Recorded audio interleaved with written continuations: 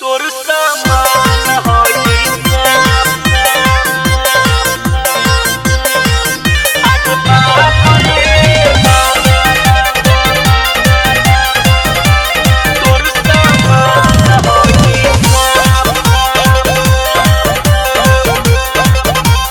जब जब भीतर ले जाता तहार हो चीज पकेरुआ खड़ा होता हमार हो राजा।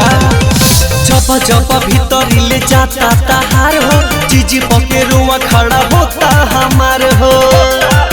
हमरा दोनों के तीनों तोर देले बचा, हमरा दोनों के तीनों तोर देले बचा।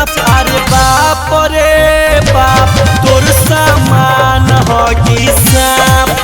अरे बाप रे बाप तोर सामान हो की सांप।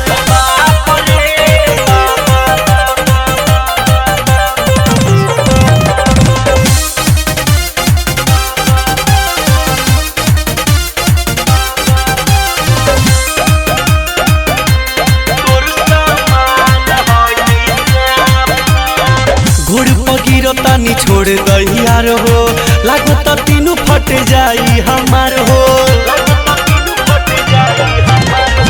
कौन तरीका से करता र प्यार हो लौकत चारू ओर हमारा अनहार हो।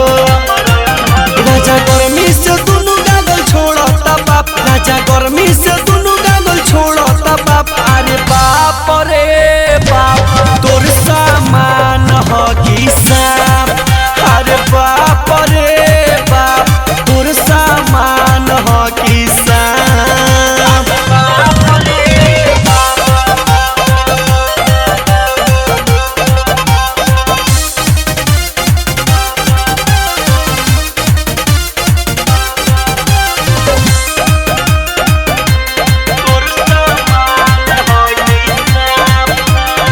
बिटू विनायक हो अब न सहाता, भीतरी जाता तो बड़ी परपराता।